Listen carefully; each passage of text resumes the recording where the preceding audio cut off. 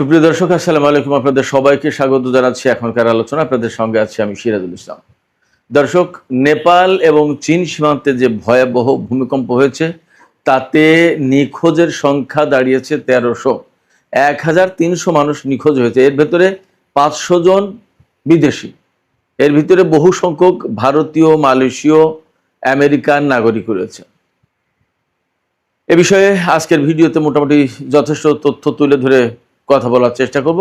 এর পাশাপাশি ইরানের সাথে আমেরিকার চলমান যে সংকট, সেই সংকট নিয়ে অনেক আলোচনা থাকবে। এর ভেতরে ইরানের পক্ষ থেকে একদম সুস্পষ্ট ঘোষণা দেওয়া হয়েছে যে ইরানের উপরে যদি সাম্প্রতিক নিষেধাজ্ঞা কার্যকর করা হয় তাহলে হরমুজ প্রণালী বা অত্র এলাকার কোথা থেকেও এক ফোঁটা তেল বের হতে পারবে না। এছাড়া খবর পাওয়া যাচ্ছে ইরানের জাতীয় সংসদে আলোচনা শুরু হয়েছে, ডিবেট শুরু হয়েছে। পরমাণু নিরস্ত্রীকরণ চুক্তি যেটা এনপিটি, তা থেকে ইরান নিজেকে প্রত্যাহার করবে কি করবে না এই বিষয়ে আলোচনা চলছে। যদি এনপিটি থেকে প্রত্যাহার করে ইরান নিজেকে, তাহলে ইরান পরমাণু বোমা বানাবে কিনা সেই প্রশ্নই সামনে এসে দাঁড়াচ্ছে। এপাশে ইরানের প্রেসিডেন্ট মাসুদ পেজেশকিয়ান মুসলিম দেশগুলোর প্রতি আহ্বান জানিয়ে বলেছেন, মুসলিম দেশগুলোর ভেতরেও অর্থনৈতিক সহযোগিতা জোরদার করা উচিত এবং কোনো একটি মুসলিম দেশ থেকে আরেকটি মুসলিম দেশে হামলার জন্য তাদের ভূখণ্ড ব্যবহার করতে দেওয়া উচিত নয়। যখন ইরান এবং আমেরিকার মধ্যে পাকিস্তান নতুন করে আলোচনার জন্য কূটনৈতিক উদ্যোগ নিয়েছে, তখন কাতারের পররাষ্ট্রমন্ত্রী এবং প্রধানমন্ত্রী ইরান সফরে গেছেন। টার্গেটটা হলো আবার কূটনৈতিক প্রচেষ্টা শুরু করা। আগেই আমরা জেনেছি যে কাতার আমেরিকার এই নিষেধাজ্ঞা ইরানের বিরুদ্ধে বাস্তবায়ন করতে রাজি নয়। তো সুপ্রিয় দর্শক, এই বিষয়গুলো নিয়ে মূলত আজকের ভিডিওতে কথা বলবো বিস্তারিত। এর পাশাপাশি আরো কিছু বিষয় থাকবে, যেমন ইরান জাতিসংঘ নিরাপত্তা পরিষদের চিঠি দিয়েছে, ইরান কি চিঠি দিল, কেন দিল এবং সেখানে দাবি কি, এই সমস্ত নানান বিষয় নিয়ে বিস্তারিত আলোচনা করার চেষ্টা করবো। আপনারা শেষ পর্যন্ত সঙ্গে থাকবেন এবং আশা করি ভিডিও ভালো লাগবে। আর ভিডিও যদি ভালো লাগে তাহলে লাইক, কমেন্ট, শেয়ার করবেন এবং চ্যানেলটি সাবস্ক্রাইব করে সাথেই থাকবেন। দর্শক, চলুন আমরা বিস্তারিত আলোচনা করি। প্রথমেই নেপালের বন্যা নিয়ে কথা বলি। বন্যা, ভূমিধস, ভূমিকম্প সবই হয়েছে সেখানে, এবং অ্যাকচুয়ালি সেটা শুধুমাত্র নেপালে না, নেপাল চীন সীমান্তে। এবং আপনারা নিশ্চয়ই এরই মধ্যে বিভিন্ন রকমের ছড়িয়ে পড়া ভিডিওতে দেখেছেন যে কিভাবে ভয়ঙ্করভাবে ব্রিজ, কালভার্ট, ঘর বাড়ি সমস্ত সবকিছু ধ্বংস করে নিয়ে চলে গেল। মুহূর্তের ভেতরে বলা যায় যে চোখের পলকে একেবারে সাজানো গোছানো জনপদ ধ্বংস হয়ে গেল। এবং এই বন্যায়, এই ভূমিধসের পর কোথাও কোথাও 1.5 থেকে 2 মিটার স্তর, কাদার স্তর জমে গেছে। এত ভয়ঙ্কর পরিস্থিতি তৈরি হয়েছে। তো কিভাবে এই ঘটনাটা ঘটলো? প্রথমে ঘটনাটা ঘটেছে সেটা হচ্ছে, আপনারা সবাই জানেন যে হিমালয় পর্বত যেহেতু নেপালের প্রধানত, সেখানে বিরাট হিমবাহ জমেছিল। একটা হিমবাহ বহু বছরের পর বছর, যুগের পর যুগ, হয়তো শতাব্দীর পর শতাব্দী এই হিমবাহ ছিল। কিন্তু সেখানে 4.4 মাত্রার একটা ভূমিকম্প হয়েছে। এই ভূমিকম্পে ওই বরফের যে স্তূপ, জমাট বরফ, হিমবাহ, ওই হিমবাহ ভেঙে গেছে। ভেঙে যাওয়ার পরে ওই হিমবাহ এসে পড়ে একটা নদীতে। সেই নদীতে পড়ার কারণে এই যে বৃষ্টি বাদলা, বন্যা, পাহাড় থেকে নেমে আসা ঢল, এই সমস্ত পানি ওই নদীতে আটকে ছিল। একটা হিমবাহ, বরফের হিমবাহ মানে কোনো সাধারণ ব্যাপার না, মানে একটু ছোটখাটো 2, 4, 5, 10 হাত ব্যাপারটা তা কিন্তু না। একটা নদী আটকে দিয়েছে মানে কি, নদীটা আটকে দিয়েছে এবং বরফ তো, ঠান্ডা তো, সেটা খুব সহজে যে গলে যাচ্ছে ব্যাপারটা তাও না। এই নদী আটকে দেওয়ার কারণে নদীর অপর পাশে পানি জমেছে।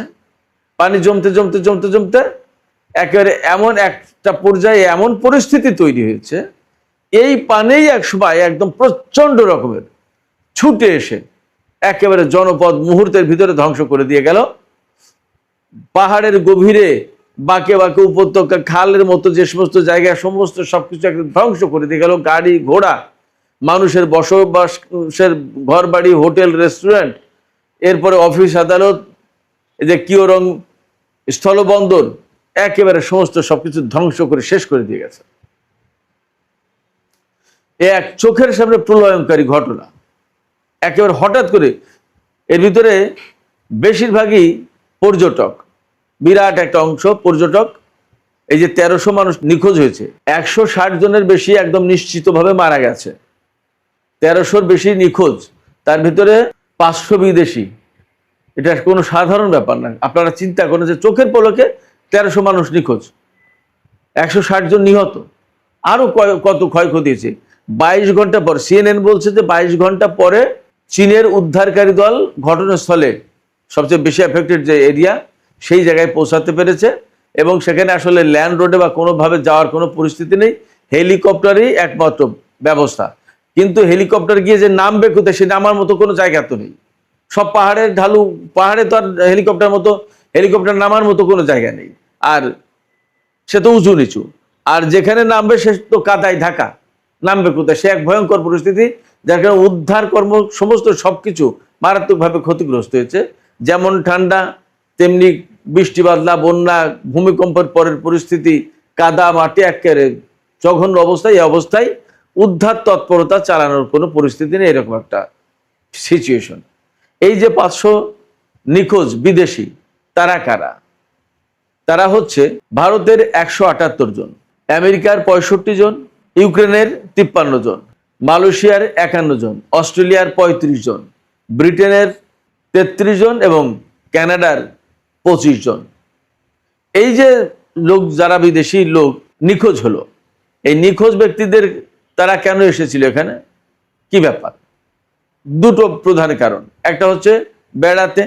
আপনারা সবাই জানেন যে নেপালের যে পাহাড়, সেই পাহাড়ে ট্রেকিং করে যায়, উপরে ওঠে, নানান ব্যাপার আছে, এটা একটা ব্যাপার। আর একটা ব্যাপার, বহু সংখ্যক মানুষ কিন্তু এলাকায় এসেছিল, ওইটা বৌদ্ধ ধর্মের একটা পুণ্যভূমি বলা যায়, তিব্বতের কাছেই। সেখানে বৌদ্ধদের অনেক মঠ, অনেক মন্দির, অনেক কিছু আছে। সেখানে এই যে বিদেশি যারা বললাম, তাদের অনেকেই এই বৌদ্ধ মঠে, মন্দিরে এই ধর্মের কাজে এসেছিল। যে কাজেই আসুক, বেড়াতে আসুক, ঘুরতে আসুক, আর ধর্মের কাজে আসুক, যে কাজেই আসুক, একেবারে তাৎক্ষণিকভাবে এত প্রাণ ঝরে গেল এবং 1300 মানুষ নিখোঁজ। এবং যেভাবে কাদা, বন্যা, বৃষ্টি যেভাবে ধেয়ে গেছে, প্রলয়ঙ্কারী অবস্থা সৃষ্টি করেছিল, তাতে 1300 মানুষ নিখোঁজ। এর ভিতরে কয়জন বেঁচে থাকবে সেটা একটা প্রশ্ন। এবং এই যে টোটাল আসলে ক্ষয়ক্ষতির পরিস্থিতিটা কি, এই পরিস্থিতি জানতে আরো বেশ কিছুদিন সময় লাগবে। একেবারে তাৎক্ষণিকভাবে বা 2-1 দিনের ভেতরে এগুলো যে সব ক্লিয়ার করা যাবে মনে হয় না, কারণ সেখানে অনেক সময় লাগবে। দুর্গম অঞ্চল, পাহাড়ি অঞ্চল, প্রচন্ড রকমের কাদামাটি জমে রয়েছে, একেবারে মানে মারাত্মক অবস্থায়। এই কাদামাটির ভেতরে পানির চাপে, পানির তোড়ে কে কোথায় পড়ে আছে, মারা গেছে, কেউ তো জানে না। এর ভিতরে একটা মর্মান্তিক, প্রত্যেকটা মৃত্যুই মর্মান্তিক, একটা মর্মান্তিক ঘটনা নতুন করে সামনে এসেছে। এক চিকিৎসক পরিবার, স্বামী স্ত্রী দুজনেই এই চিকিৎসা কর্মের সাথে জড়িত, ডাক্তার হতে পারে অথবা নার্স হতে পারে, হাসপাতাল রিলেটেড দুজন কর্মী, এবং তাদের একটা সন্তান, ছোট বাচ্চা। এই 3 জন মারা গেছে এক পরিবারের। তারা মারা গেছে বলতে নিখোঁজ, ধরে নেওয়া হচ্ছে যে হয়তো তারা মারা গেছে, দেখা যাক কি হয়, তাদের খোঁজ পাওয়া যাচ্ছে না। এক পরিবারের 3 জন। এরকম বহু কিছু ঘটেছে। এই ক্ষয়ক্ষতির পরিমাণ, মাত্রা এবং কি পরিস্থিতি, টোটাল একটা চিত্র পেতে বেশ কয়েকদিন সময় লাগবে। তো আমরা এই ক্ষতিগ্রস্ত লোকজন, তাদের পরিবার পরিজন, তাদের প্রতি সমবেদনা জানাচ্ছি, শোক জানাচ্ছি, এবং আমরা আশা করব, দোয়া করব মহান রব্বুল আলামিনের কাছে যে এইরকম ঘটনা যেন তিনি আর না দেন। সে মানুষ হিন্দু নাকি বৌদ্ধ, খ্রিস্টান নাকি মুসলমান নাকি ইহুদি নাকি কি, সেটা বড় কথা না। বড় কথা হচ্ছে মানুষ, সে তো মারা গেছে। তারা বেড়াতে এসেছিল, তারা ধর্মের কাজে এসেছিল, তারা ভাবেওনি যে এইরকম একটা পরিস্থিতির মুখোমুখি হতে হবে। এখান থেকে একটা জিনিস পরিষ্কার, যে মানুষের জীবন কত ঠুনকো, কত সহজেই একটা কিছু ঘটে যেতে পারে। আমরা আছি, এই যে কথা বলছি, এর ভেতর দিয়ে কখন কার কি হয়ে যাবে কেউ জানে না। খুবই অনিশ্চিত একটা জীবন মানুষের জীবন। মানুষের জীবন কেন, আসলে প্রত্যেকটা প্রাণীর, যার প্রাণ আছে, যার মৃত্যুর প্রশ্ন আছে, তার জন্য প্রচন্ড রকমের অনিশ্চয়তা, প্রতিটা পদে পদে, ক্ষণে ক্ষণে। আমরা এই অনিশ্চয়তার কথা মাথায় রেখেই দুনিয়াতে যাতে সৎভাবে চলতে পারি, আমাদের সেই দিকে বিশেষভাবে খেয়াল রাখা দরকার। সুপ্রিয় দর্শক, এবার আমি আমেরিকা ইরান চলমান দ্বন্দ্ব, সংঘাত, অচল অবস্থা এই বিষয় নিয়ে একটু আলোচনা করি। ইরানের জাতীয় সর্বোচ্চ নিরাপত্তা পরিষদের সচিব মহসিন রেজাই তিনি পরিষ্কার করে বলেছেন যে ইরানের বিরুদ্ধে যদি অর্থনৈতিক নিষেধাজ্ঞা বা এই যে অর্থনৈতিক যে যুদ্ধ, এই যুদ্ধ যদি অব্যাহত থাকে তাহলে ইরান কিছু কাজ করতে বাধ্য হবে। সেই কাজগুলো কি? মহসিন রেজাই পরিষ্কার করে দিয়েছেন যে সেই কাজগুলো হচ্ছে হরমুজ প্রণালী বন্ধ আছে, বাব আল মানদেব প্রণালী বা লোহিত সাগর দিয়ে জাহাজ চলাচল হুতিরা কন্ট্রোল করছে। এর বাইরেও মধ্যপ্রাচ্য অঞ্চল থেকে যে সমস্ত তেল বিভিন্ন রুটে বিভিন্নভাবে যায়, বের হয়, সেগুলোও বন্ধ করে দেওয়া হবে প্রয়োজনে। তার মানে সহজ, প্রয়োজনে ইরান এই সমস্ত তেলের পাইপ লাইনে বা যে সমস্ত বিকল্প ব্যবস্থা গড়ে তুলেছে কেউ সেগুলোতে হামলা চালিয়ে বন্ধ করে দেবে। ইরানের বক্তব্য হচ্ছে ইরান যদি তেল বিক্রি করতে না পারে তাহলে এই অঞ্চলের কেউ পাবে না। কারণ এই অঞ্চলে যারা তেল বিক্রি করে তারা প্রত্যেকেই ইরানের বিরুদ্ধে যুদ্ধ করার জন্য আমেরিকাকে সহযোগিতা করেছে তাদের ঘাঁটি মাটি দেশ দিয়ে। এমনকি কেউ ইরানের বিরুদ্ধে যুদ্ধে অংশ নিয়েছে, যেমন কুয়েত, বাহরাইন এবং সংযুক্ত আরব আমিরাত, তাদের বিরুদ্ধে সরাসরি অভিযোগ আছে ইরানের। আর বাকিরা তো ঘাঁটি দিয়ে, তাদের নিজেদের মাটি দিয়ে, তাদের আকাশপথ দিয়ে সাহায্য করেছেই। ফলে ইরানের উপরে আজকে যে আমেরিকা নিষেধাজ্ঞা চাপিয়ে দিয়েছে, একতরফা নিষেধাজ্ঞা, সেই নিষেধাজ্ঞা যদি কেউ বাস্তবায়ন করে তাহলে মধ্যপ্রাচ্য অঞ্চলের এক ফোঁটা তেল বাইরে যেতে পারবে না, বের হতে পারবে না, ইরানের বক্তব্য। সেই জায়গা থেকে এটা মোটামুটি যথেষ্ট বিশ্বাস করা বা ধারণা করার কারণ আছে যে ইরান এই কাজ করবে, কারণ ইরান অ্যাডামেন্ট এই মুহূর্তে। ইরানের বক্তব্য হচ্ছে যে আমরা আমাদের মতো ছিলাম, আমরা পরমাণু কর্মসূচি পরিচালনা করছি শান্তিপূর্ণ, এবং ইরানের সর্বোচ্চ নেতার পক্ষ থেকে ফতোয়া ছিল যে পরমাণু বোমা বানানো যাবে না, রাখা যাবে না, ব্যবহার করা যাবে না, এটা হারাম। নিষিদ্ধ ঘোষণা করার পর যদি সেই কাজেই ইরানের উপরে হামলা চালানো হয় এবং এখনো কেউ প্রমাণ দিতে পারেনি যে ইরান পরমাণু বোমা বানিয়েছে, তো তাই যদি হয় ব্যাপারটা, তাহলে ইরান কেন হামলার শিকার হবে? আর হামলার শিকার যদি হলোই, তাহলে ইরান তার মতো করে এখন পাল্টা ব্যবস্থা নেবে। এই জন্য শুধু মধ্যপ্রাচ্য অঞ্চলের দেশ না, এর বাইরেও যদি কোনো দেশে হামলা চালানোর প্রয়োজন হয় ইরান সেটা করবে। এবং ইরান ঘোষণা দিয়েছে, যেমন সাইপ্রাস এবং বুলগেরিয়ার কথা মোটামুটিভাবে এই মুহূর্তে বেশ আলোচনায় আছে। ইরান পরিষ্কার করে বলে দিয়েছে সে নেটোভুক্ত দেশ হোক, আর ইউরোপের দেশ হোক, আর আমেরিকা হোক, আর যেই হোক, ইরানের বিরুদ্ধে যুদ্ধে আমেরিকাকে যে সহযোগিতা করবে আমরা সেই জায়গায় হামলা চালাবো ইরানের পক্ষ থেকে।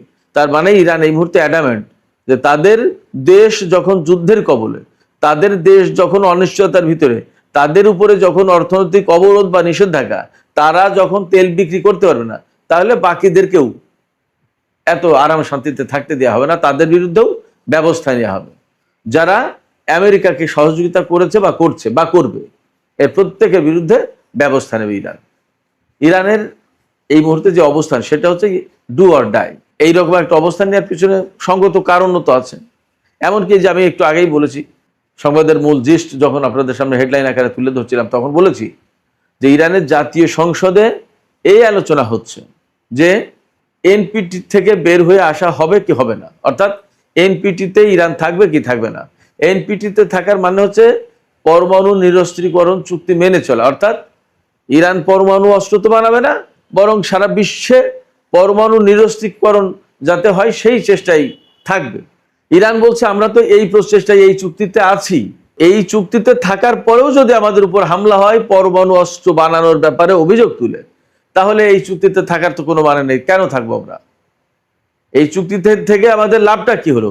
এই চুক্তিতে থেকে যদি আমাদের কোনো লাভ না হয় তাহলে এই চুক্তিতে আমরা থাকবো না। এইটা নিয়ে ইরানের পার্লামেন্টে ডিবেট হচ্ছে, এবং ইরানের পক্ষ থেকে এখন এই কথা বলা হচ্ছে যে আমাদেরকে তো লোকজন এইভাবে চাপাচাপি করে যে তোমরা পরমাণু অস্ত্র বানাওনি, পরমাণু অস্ত্র বানানোর দিকে যাওনি, তোমাদের পরমাণু কর্মসূচি ডাইভার্ট করোনি সামরিক দিকে, তো সামরিক দিকে ডাইভার্ট না করার পরেও যদি তোমরা হামলার শিকার হও তাহলে পরমাণু বোমা কেন বানাবা না তোমরা? এইভাবে কথা বলছে এরা। তো যখন এইরকম কথা আসছে তখন ইরান আলটিমেটলি এই কথার জবাব তো দিতে পারছে না, বিশেষ করে জনগণের পক্ষ থেকে যখন আসে এই কথা যে আমরা পরমাণু বোমা বানাইনি কিন্তু আমরা হামলার শিকার, তাহলে আমরা কেন পরমাণু বোমা বানাবো না? আমাদের তো সেই সক্ষমতা হয়তো আছে। এই জায়গা থেকে ইরানের সংসদে ডিবেট হচ্ছে, বিতর্ক হচ্ছে, এইটা থেকে বের হয়ে আসবে কি আসবে না। আমেরিকা যা ঠেকাতে এসেছিল তার চেয়ে এখন দ্বিগুণ 3 গুণ 4 গুণ কয়েক গুণ সংকটের মুখে পড়বে। আমি আপনাদেরকে বলি, আমেরিকা এসেছিল ইরানের সরকার পরিবর্তন করে দিতে, ইরানের পরমাণু কর্মসূচি ধ্বংস করে দিতে, ইরানের ক্ষেপণাস্ত্র কর্মসূচি ধ্বংস করে দিতে, ইরানের অর্থনৈতিক অবস্থা একদম কাহিল করে দেবে, ইরানের নতুন একটা পুতুল সরকার বসাবে এবং সেই সরকার আমেরিকার কন্ট্রোলে চলবে। তাদের তো টার্গেটেই ছিল। যুদ্ধ শুরু করলো, যুদ্ধ করতে করতে এখন এইগুলো তো অর্জন হয়নি, বরং হরমুজ প্রণালী নতুন করে আটকে দিয়েছে ইরান এবং তা আর খুলতে পারছে না। এখন ইরান যদি সেই এনপিটি থেকে বের হয়ে বোমা বানানোর দিকে যায়, তো ইরানকে কি করবে? যুদ্ধ করবে। তো তা যুদ্ধ তো করেছেই, ইরান তো যুদ্ধ মোকাবেলার জন্য প্রস্তুত আছেই, তাইলে আর কি করবে? সেক্ষেত্রে আর এক বিপদে আমেরিকা আর এক বিপদে পড়তে যাচ্ছে। বিপদটা কি আমি আবার ক্লিয়ার করি। তারা পরমাণু কর্মসূচি ধ্বংস করতে এসেছিল। এখন ধ্বংস করা তো দূরের কথা, ইরান যদি পরমাণু নিরস্ত্রীকরণ চুক্তি এনপিটি থেকে বেরিয়ে এসে যদি বোমা বানানো শুরু করে, এইবার যেটা বন্ধ করতে এসেছিল সেটা আমেরিকার এই যুদ্ধের কারণে হয়ে গেল। ব্যাপারটা এরকম হবে না? তাইলে তো আর এক মহাবিপদে পড়লো। এখন পরমাণু বোমা যদি ইরানের কাছে থাকে, তারপরে আমেরিকা কি করবে? ইসরায়েল কি করবে? মহা গেড়াকলে, মহাবিপদে, মহাফাদে। এইরকম একটা প্রেক্ষাপটে মুসলিম দেশগুলোর প্রতি ইরানের আহ্বান আছে। ইরান জাতিসংঘ নিরাপত্তা পরিষদের চিঠি দিয়েছে, সেই চিঠিতে বলেছে আমেরিকা ইরানের বিরুদ্ধে যে সমস্ত নিষেধাজ্ঞা দিয়েছে এইগুলো শুধু রাষ্ট্রীয় সন্ত্রাসবাদ, অর্থনৈতিক সন্ত্রাসবাদ। এই সন্ত্রাসবাদ একটা ফৌজদারি অপরাধ এবং এটা নিশ্চয়ই আন্তর্জাতিক আইনের অধীনে এটা অপরাধ, কারণ এটা জাতিসংঘের আওতায় দেয়নি, আমেরিকা তার পছন্দ হয়নি, তাই আমাদের উপরে চাপিয়ে দিয়েছে, আমাদের ব্যাপকভাবে ক্ষতিগ্রস্ত করে দিয়েছে। এখন আমেরিকাকে অবশ্যই ক্ষতিপূরণ দিতে হবে, অর্থাৎ নিষেধাজ্ঞা আরোপের জন্য। যুদ্ধের জন্য ক্ষতিপূরণ সেটা তো ভিন্ন জিনিস।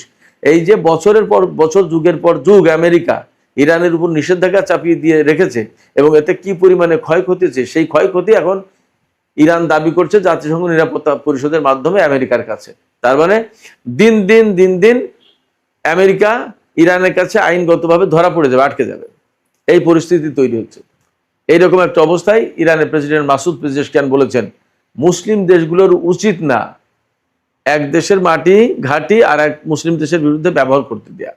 শুধু তাই না, তিনি বলেছেন যে মুসলিম দেশগুলোর উচিত পারস্পরিক অর্থনৈতিক সহযোগিতা করা। অর্থাৎ এই যে নিষেধাজ্ঞা দিয়েছে ইরানের উপর আমেরিকা, আর বাকি আঞ্চলিক মুসলিম দেশগুলো সেই নিষেধাজ্ঞা বাস্তবায়ন করবে।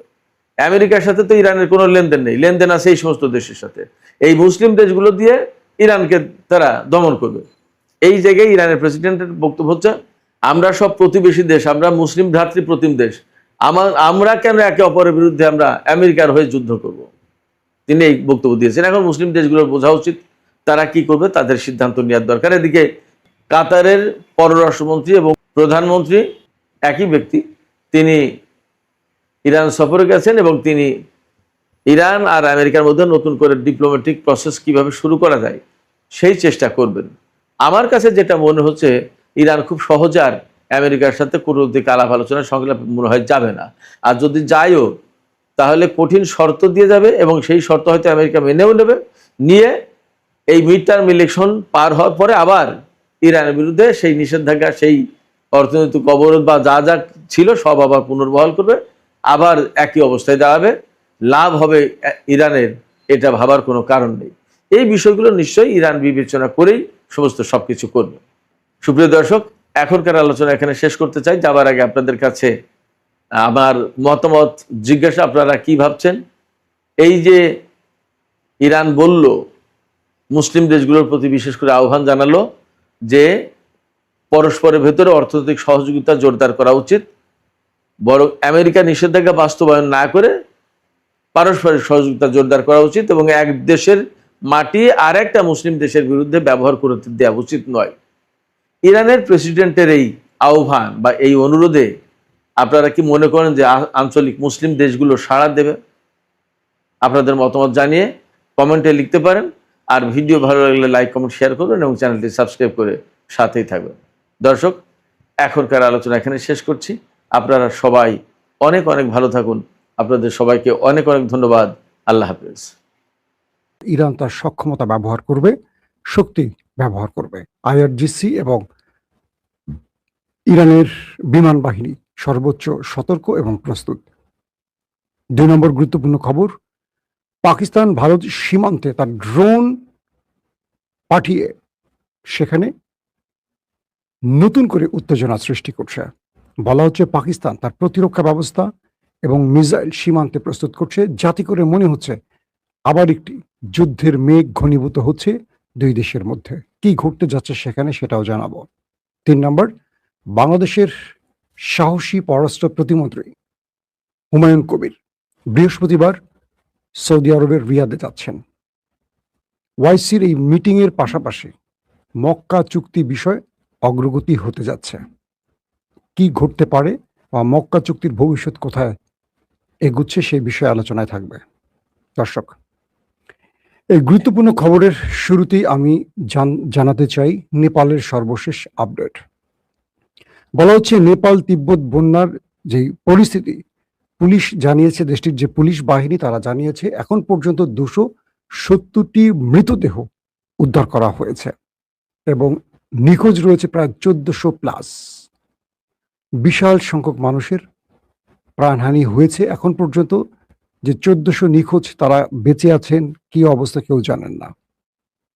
তো নেপাল পুলিশ জানিয়েছে হিমালয় অঞ্চলের এই দেশ এবং সীমান্তবর্তী স্বায়ত্তশাসিত অঞ্চল তিব্বতে হিমবাহের বন্যা আঘাত হানার পর 270টি মৃতদেহ উদ্ধার করা হয়েছে। বুধবার বিধ্বংসী বন্যা ও কাদার স্রোত বেশ কয়েকটি এলাকায় ভাসিয়ে নিয়ে যাওয়ার পর উদ্ধারকারী দলগুলো নেপাল চীন সীমান্ত বরাবর জীবিতদের উদ্ধার শুরু করেছে। রাষ্ট্রীয় গণমাধ্যম জানিয়েছে চীনের প্রধানমন্ত্রী লি কিয়াং তিব্বতের ক্ষতিগ্রস্ত এলাকা পরিদর্শন করেছেন। তিব্বতে শতাধিক বিদেশি সহ 500 জনেরও বেশি মানুষ নিখোঁজ রয়েছে এখনো। বন্যা পরিস্থিতি পরবর্তী মোকাবেলায় নেপালকে বিশ্বজুড়ে বিভিন্ন দেশ সংস্থা নগদ অর্থ, ত্রাণ সামগ্রী এবং অন্যান্য সহযোগিতা পাঠানো শুরু করেছে। তবে আমি নেপালে থাকা কয়েকজনের সাথে কথা বলার চেষ্টা করেছি। এখন পর্যন্ত কোনো বাংলাদেশির নিহতের খবর অন্তত আমি পাইনি। তবে আমেরিকা, ভারত, অস্ট্রেলিয়া সহ বেশ কয়েকটি দেশের অনেকে নিহত হয়েছেন খবর পাওয়া গেছে। তবে সেখানে অনেক বাংলাদেশি আটকা পড়েছেন। বলা হচ্ছে যারা ফিরে আসবেন তারা ফিরে আসতে পারছেন না কয়েকটা কারণে। এর মধ্যে একটি হলো নেপাল সরকার যে পথ দিয়ে বাংলাদেশিরা কাঠমান্ডু হয়ে ফিরবেন সেই পথটিকে আপাতত ব্যবহারযোগ্য নয় বলে নিষিদ্ধ করে দিয়েছে। অর্থাৎ এই পথটি এখন ঝুঁকিপূর্ণ বলে এই পথ ব্যবহার করতে পারছে না। দ্বিতীয়ত হলো সেখানে বিমানের টিকিট দাম বেড়ে গেছে। বলা হচ্ছে যে 18,000 রুপির অর্থাৎ $120 যেই মার্কিন প্রাইস সেটা এখন কয়েক গুণ বেড়ে গেছে, যে জন্য প্রচুর বাংলাদেশিরা সেখানে আটকা পড়ে আছে। আশা করব বাংলাদেশের যে এম্বাসি আছে সেখানে দ্রুত বাংলাদেশিদের দেশে পাঠাবার জন্য পদক্ষেপ নেবেন। আমরা আমাদের এম্বাসিগুলোকে এই বিপদে বাংলাদেশিদের পাশে দেখতে চাই। যে কারণে এম্বাসিগুলো প্রতিষ্ঠিত হয় তারা নিজেদের দেশের স্বার্থটাকে সবার আগে দেখবেন, কারণ প্রচুর সংখ্যক বাংলাদেশিরা নেপালে আটকে আছেন। দর্শক, আমি আসছি এবার আমার মূল প্রসঙ্গে। মার্কিন যুক্তরাষ্ট্র ইরানের উপর তার অর্থনৈতিক অবরোধ জারি করেছে। ইরান এটাকে থোড়াই কেয়ার করছে, কোনো পাত্তা দিচ্ছে না। এবং ইরানের বিশ্বস্ত বন্ধু চীন, রাশিয়া ইরানের পাশে দাঁড়ানো। আমেরিকা এইবারও এই যাত্রায় এখনো হালে পানি পাচ্ছে না, যে কারণে আমেরিকা নতুন কোনো পথ অবলম্বন করতে পারে। তাই ইরান আকাশে তার টহল বৃদ্ধি করেছে। ইরানের পক্ষ থেকে জানানো হয়েছে তাদের IRGCর আকাশ প্রতিরক্ষা টিম, এরোস্পেস টিম এবং তাদের যে বিমান বাহিনী তারা সর্বোচ্চ সতর্ক আছে। ইরান পাশাপাশি এটিও বলেছে যে আকাশে যে কোনো আগ্রাসন মোকাবেলা তারা সদা প্রস্তুত রয়েছে। ইরান বলছে আমাদের প্রতিটা প্রতিরক্ষা ব্যবস্থা এখন অ্যাক্টিভ আছে এবং শত্রুর যে কোনো আঘাত ইরানের ভূমিতে আসার আগেই আকাশে সেটাকে ধ্বংস করা হবে। এবং ইরান এটিও বলছে যে পুরোপুরি আমাদের ব্যবস্থা, মানে তারা তাদের প্রতিরক্ষা ব্যবস্থার মাধ্যমেই এটি কি করছে, মানে ইরান তার নিজস্ব যে প্রতিরক্ষা ব্যবস্থা আছে সেটাকে ব্যবহার করছে এবং শত্রুকে ইরানে আর কোনো অ্যাডভেঞ্চারের সুযোগ দিতে চায় না। কারণ যে কোনো সময় আমেরিকা ইরানে আবারও অ্যাটাক করতে পারে, এই তথ্যের আলোকে ইরান সর্বোচ্চ সতর্ক পজিশনে আছে। পাশাপাশি হরমুজ প্রণালীতে ইরান এখনো তার কড়া পাহারা বসিয়ে রেখেছে। কোনোভাবে আমেরিকা পাহারা দিয়ে তার নেভি নেভাল টিমকে দিয়ে অথবা তার সেনাবাহিনীকে পাঠিয়ে বা অ্যাটাকিং হেলিকপ্টার পাঠিয়ে ওয়ারশিপ পাঠিয়ে কোনো জাহাজকে হরমুজে ঢোকানো কিংবা বের করার দুঃসাহস করতে পারছে না। মাঝখানে গতকালকে বা পরশুদিন আমেরিকার ওয়ারশিপ, তাদের সেনাবাহিনী এবং আকাশে হেলিকপ্টার একটি তেলের ট্যাঙ্কারকে হরমুজ থেকে বের করার চেষ্টা করলে ইরান সেই যে তেলের ট্যাঙ্কারে অ্যাটাক করে সেটাকে ধ্বংস করে দেয়। এরপর আমেরিকা সেখান থেকে দ্রুত কেটে পড়ে। সবচেয়ে মজার